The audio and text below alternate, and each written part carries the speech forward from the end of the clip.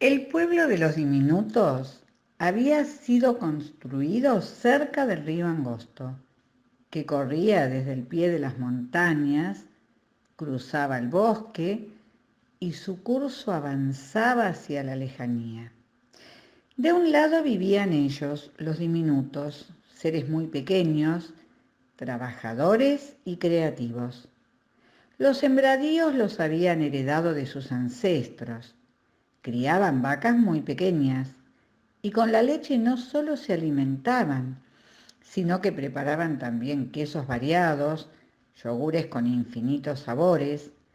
Las harinas las empleaban para preparar panecillos, variedades de tartas y también preparaban todo tipo de confituras y golosinas. Los árboles frutales crecían a su medida y las frutas decoraban el centro de sus mesas en fuentes de las que comían y convidaban, pues eran excelentes anfitriones. Se dedicaban al tejido artesanal empleando fibras que extraían de las plantas. Eran expertos en tinturas, logrando colores maravillosos y también practicaban la alfarería y la cerámica. En fin, se autoabastecían. Los niños iban a la escuela donde aprendían todos estos oficios. La ciudad estaba amurallada por largas y sólidas cañas que habían sido colocadas hacía tanto tiempo que nadie que estuviera vivo podía recordarlo.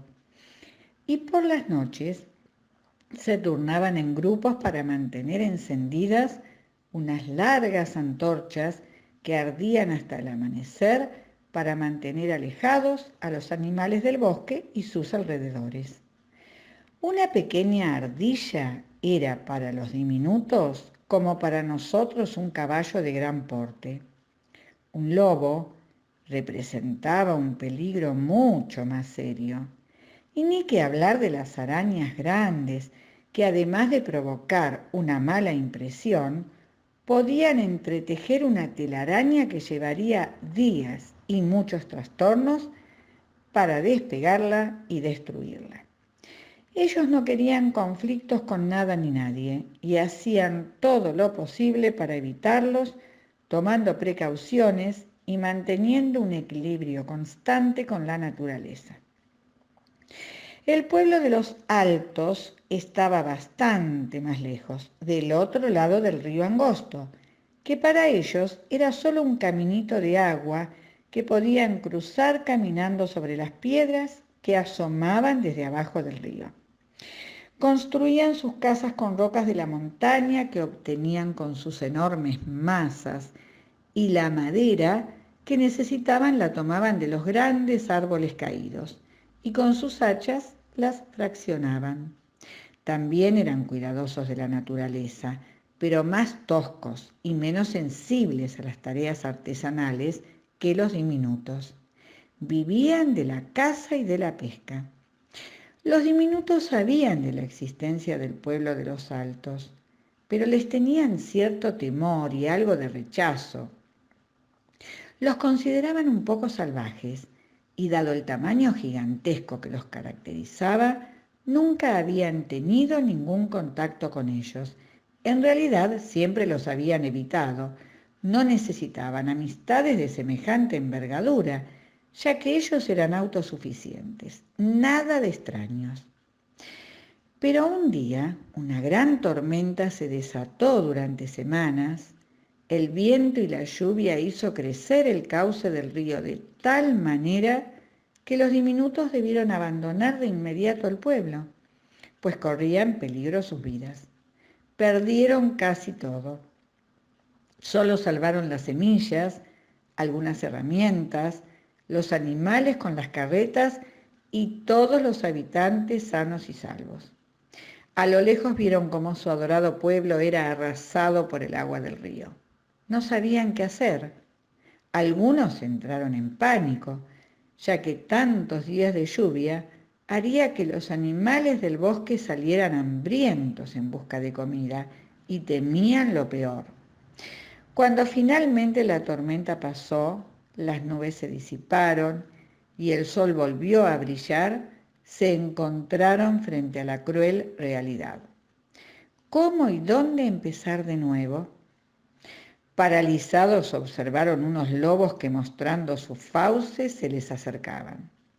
Los hombres rodearon a las mujeres y a los niños, tomaron ramitas y piedras, pero los lobos avanzaban, cerraron los ojos esperando lo peor. Esos animales eran salvajes, solo querían comer, y ellos no podían defenderse de esa jauría gigantesca. No tenían sus murallas protectoras, no podían encender las largas antorchas temerarias para espantarlos. De pronto, sintieron un leve temblor de tierra bajo sus pies. Abrieron los ojos, pensando en alguna otra atrocidad que se les acercaba. Pero sorprendidos, observaron a varios altos que llegaban con palos gritando y espantando a los lobos. Se detuvieron a cierta distancia por temor a pisarlos y los invitaron amablemente a subir a una gran carreta con todas sus pertenencias, pues los estaban buscando para ayudarlos tras la crecida del río. Los llevaron hasta una zona más alta en los faldeos de la montaña. Desde allí se podía observar un paisaje magnífico. Cerca caía un arroyo de agua cristalina. Durante meses los altos y los diminutos trabajaron en la construcción de la nueva ciudad. Lo primero, la muralla y las antorchas. Los diminutos quedaron asombrados de la rapidez y la fuerza con que los altos colocaban piedras, ajustaban las maderas en las ventanas como si fueran de juguete.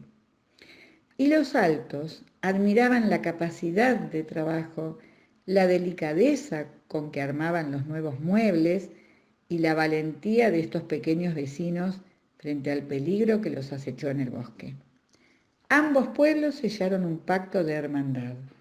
Los diminutos nunca olvidaron que los altos acudieron en su ayuda, aún sin conocerlos, salvando la vida de todos los habitantes de una muerte segura.